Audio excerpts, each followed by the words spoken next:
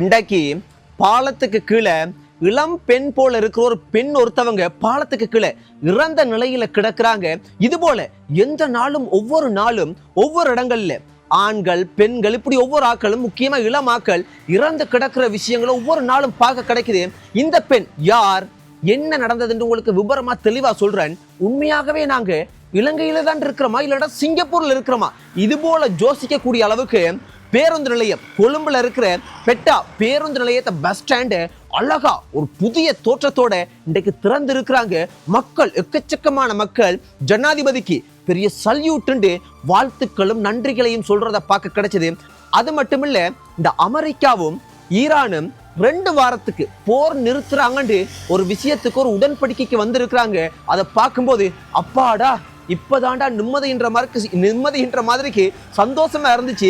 ஏனண்டா அங்க அடி விழ இங்க பெட்ரோல் விலை டீசல் விலை எல்லா பொருட்களினுடைய விலைகளும் எகிரி கொண்டு போகுது. ஒரு கட்டத்துல பஞ்சத்துல விழுந்து சாப்பாட்டுக்கும் வழி இல்லாம போயிருமோன்று அந்த அளவுக்கு பயமா இருந்துச்சு. ஒரு வழியா 2 வாரத்துக்கு போர் நிறுத்தத்துக்கு வந்திருக்கிறாங்க. சகல விஷயத்தையும் கதைப்போம்.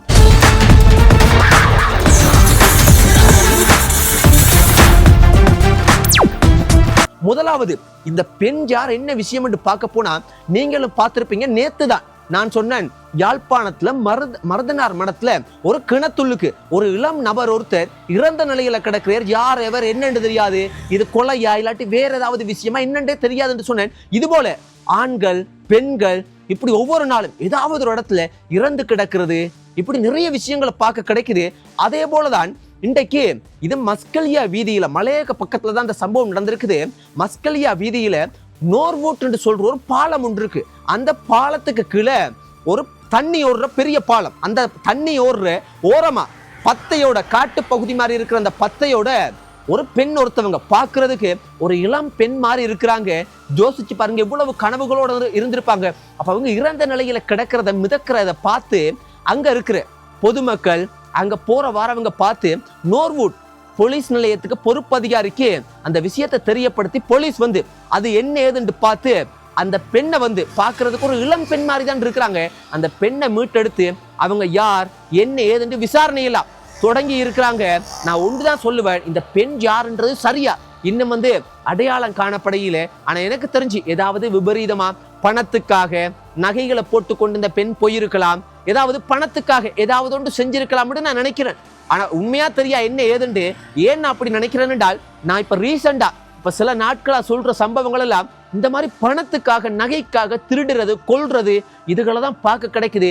சொந்தங்களே, மிக நான் பயமுறுத்தையில் மிக கவனமாக இருங்க, அதை தான் சொல்ல முடியும். நகைகளை போட்டுக்கொண்டு அங்க இங்கே எல்லாம் அனாவசியமான இடங்களுக்கு போகாதீங்க. நகைகள் இருந்தா அதை பாதுகாப்பா வச்சுக்கொள்ளுங்க. நகைகளை போட்டுக்கொண்டு மக்களுக்கு காட்டுற காலமெல்லாம் போயிருச்சு. இப்ப நகைகளை போட்டுக்கொண்டு தெரிஞ்சா கொலை பண்ற காலம் உருவாயிருச்சு. அதனால கவனமாக இருங்க.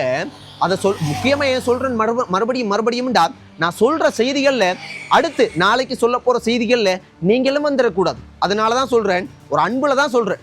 அதே மாதிரிக்கு அடுத்ததுண்டா இந்த கொழும்புல பஸ் ஸ்டாண்ட் பேருந்து நிலையத்தை திறந்து இருக்கிறாங்க. ஒரு பஸ் ஸ்டாண்ட் திறக்கிறதுலாம் ஒரு பெரிய விஷயமா ஐயா?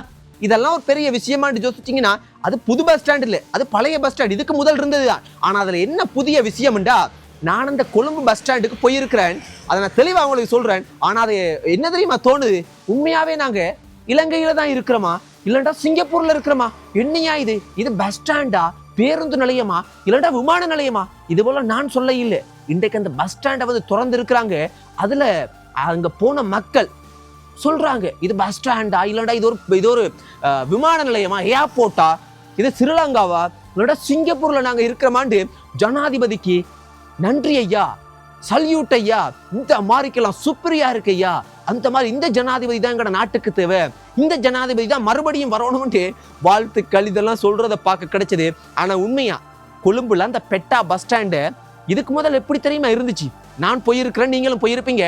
போனா இந்த கடவுளே என்ன நாத்தமையா இதுக்குள்ள போகவே இயலாது, என்ன இப்படி நாத்தம் அடிக்குது, பிணா நாத்தம் அடிக்குது, இது போலதான் சொல்லணும். அந்த அளவுக்கு ஒரு யூரின் அங்க இருக்கிற வாஷ்ரூம் பாத்ரூமுக்கு போனா கூட இப்படி மூக்க பொத்திக்கொண்டு ஐயோ என்ன நாத்தமா இருக்கு, ஐயோ பாத்ரூம் போகத்தவள ஒன்றும் போகத்தவள ஆளை விடுக்கடா இந்த மாதிரிக்கு நாத்தம் அடிக்கும். யூரின் போனா மூக்க பொத்தி கொண்டு போகணும், அந்த அளவுக்கு நாத்தமா இருக்கும்.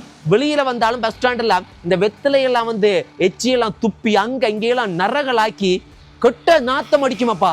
ஒரு ஒழுங்கு இல்லாம அந்த பஸ் இந்த பஸ் அப்படி இப்படி இந்த கச்ச புச்சாண்டு.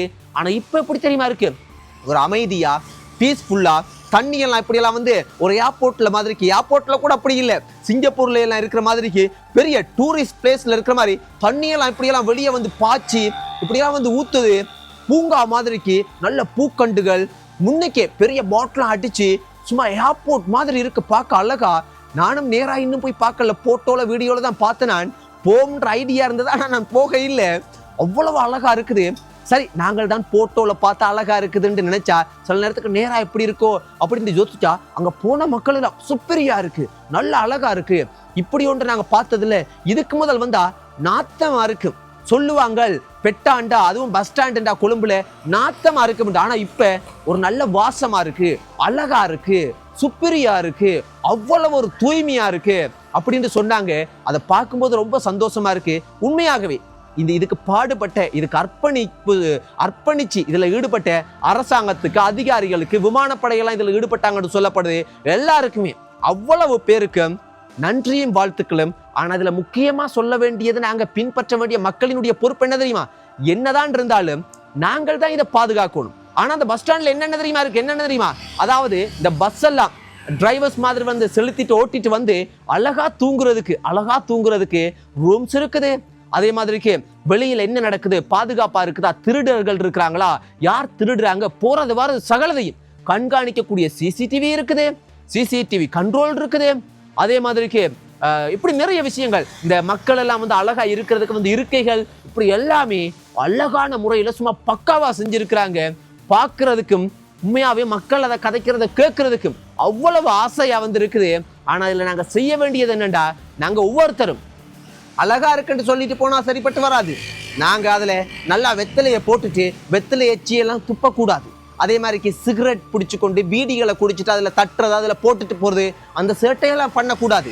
வாஷ்ரூமுக்கு போனா வாஷ்ரூம்ல எல்லாம் அவ்வளவு அழகான டைல்ஸ் அவ்வளவு உயர் தரத்துல செஞ்சிருக்கிறாங்க. அதெல்லாம் உயர் தரமாக நாங்கள் பயன்படுத்தணும். அங்க யூரின் போயிட்டு தண்ணியை ஊத்தாம வெளியே வாருது, 2 பாத்ரூம் போயிட்டு அப்படியே வெளியே வாருது, அந்த மாதிரி எல்லாம் செய்யக்கூடாது. அழகா நாங்க பயன்படுத்தினா அடுத்த தலைமுறையும் அழகா இருக்கு. அதனால அழகா நாங்கள் பயன்படுத்தணும். அதுதான் முதலாவது பொறுப்பு. அது மட்டும் இல்ல, இப்ப இந்த போர் எப்ப தொடங்கினதோ, தொடங்கும் போது நல்லா சினிமா மாதிரிக்கு ஜாலியா வந்து கதைச்சு கொண்டு வந்து அங்க அடிக்கிறாங்க, இங்க அடிக்கிறாங்க, அமெரிக்கா திருப்பி அடிச்சிச்சு, ஈரான் திருப்பி அடிச்சிச்சு, குண்டை போட்டாங்க, அதை போட்டாங்கட்டு. ஆனா நாட்கள் போக போக எப்படி இருந்ததுண்டா, அங்க அடி விழுந்தா இங்க வைத்த கலக்கும். ஏனண்டா அங்க அடி விழ இங்க என்ன நடக்கும்டா, பெட்ரோல் விலை கூடிக்கொண்டு போகும், டீசல் விலை கூடிக்கொண்டு போகும், கரண்ட் பில் அதனால கூடும், தண்ணி பில் கூடும், பொருட்கள் சாப்பாட்டு விலைகள் மரக்கறி விலை எல்லாமே விலை கூடி கொண்டு போகும்போது பஞ்சம் வந்து பட்டினியாகி ஒரு மோசமான நிலைமைக்கு போயிருவோம்ன்ற பயமே வர தொடங்கிட்டு ஒரு வழியா அதாவது இன்றைக்கு காலைக்கு முதல் டொனால்ட் ட்ரம்ப் சொல்லி கொண்டிருந்தே 42 மணித்தியாலையும் தந்திருக்கான், 24 மணித்தியாலையும் தந்திருக்கான், இன்னும் கொஞ்ச நேரம் தான் இருக்குது. ஈரான் என்ற நாடு இனிமே எழும்பவே முடியாது, முழுமையா நரகத்துக்கு கொண்டு போறான். அவங்களோட கலாச்சாரம் பண்பாடு எல்லாமே இல்லாம போது இனிமே அவங்க எழும்பவே முடியாது. இந்த மாதிரிக்கு சொல்லும் போது நானே யோசிச்சேன், சில மக்களும் டொனால்ட் ட்ரம்ப் அணுகுண்டு போட போற ஈரான் மீது கதை முடிய போது போல, ஐயோ சாமி என்னத்தை செய்ய போறானுங்களோ தெரியலண்டு. ஆனா ஒரு வழியா காலையில விடிய எழும்பி பார்த்தா 2 வார போர் நிறுத்தத்துக்கு 2 நாடுமே ஒப்புக்கொண்டிருக்கிறாங்க. அதுல பாகிஸ்தானும் உள்ள வந்து சமாதானம், அவங்களே பெரிய சமாதானத்துக்கு பேச வேண்டிய சிக்கல்ல இருக்கிறார்கள், அவங்க இது உள்ளுக்கு வந்து சமாதானத்தை ஏற்படுத்தி இருக்கிறாங்கன்றதெல்லாம் பார்க்க கிடைச்சது. இந்த மாசம் 10ஆம் தேதி ஈரான் குழுவும் அமெரிக்காவும் இந்த சமாதான பேச்சுவார்த்தைக்கு பாகிஸ்தானுக்கு போக போறாங்கன்ற விஷயம் எல்லாம் பார்க்க கிடைக்கும் போது உண்மையாகவே சந்தோஷம் ஐயா. இது போல ஏதாவது பீஸ்ஃபுல்லா சமாதான விஷயத்துக்கு வாங்கய்யா. சண்டை பிடிச்சு என்னத்தை காண போறீங்க? கடவுள் தான் இந்த மாதிரிக்கு போர் யுத்தம் செய்யணும் என்று சிந்திக்கக்கூடிய மனிதர்களினுடைய மனசுல அமைதியான பீஸ்ஃபுல்லான இந்த உலகத்தை பாதுகாக்கக்கூடிய அமைதியான ஒரு எண்ணத்தை விதைக்கிறதுக்கு கடவுள் தான் அந்த மாதிரி ஒரு விஷயத்தை உருவாக்கணும். இந்த மனிதர்கள் வந்து திருந்துற மாதிரியே இல்லை. நன்றி சொந்தங்களே, இதை தான் பார்க்க கிடைச்சது. மறுபடியும் இது 2 வாரத்துக்கு தான் இந்த போர் நிறுத்தம். 2 வாரம் முடிஞ்சோன்னு என்னென்ன கூத்துக்கள் எல்லாம் பண்ண போறாங்களோ தெரியல. எதுக்கும் எல்லாத்துக்கும் தயாரா இருங்க சொந்தங்களே. இந்த நாள் எனக்கு, உங்களுக்கு, இந்த உலகத்துல இருக்கிற அவ்வளவு மக்களுக்கும், அவ்வளவு உயிர் உள்ள அவ்வளவு ஜீவன்களுக்கும் சிறந்த நாளா அமையணும். இன்றைக்கு மட்டும் இல்ல, நாளைக்கு, நாளாண்டைக்கு, இனிமே உயிர் இருக்கிற வரைக்கும் எல்லாருக்கும் சந்தோஷமா நாளா அமையணும் என்று நான் கடவுளை வேண்டிக் கொள்றேன். நன்றி சொந்தங்களே. பாய், குட் நைட், ஸ்வீட் ட்ரீம்ஸ்.